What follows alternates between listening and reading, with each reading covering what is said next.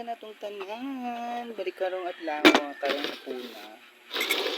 Nag-cravings ko og mga exotic food. Charis. Nang pangbalay lang nga pagkaon ba na ako'y bulad. Pinirito ni siya, din siya sinulba. Kaya lami ang pinirito.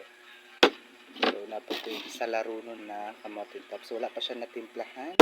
Ug ang akong recently naging natimplahan ang pipino salad. So, kamatis ra ni o, pipino, suka, asin. Mura na siya. So, muna tupitan karong hapuna. Kay, ilabay naman ang Pasko.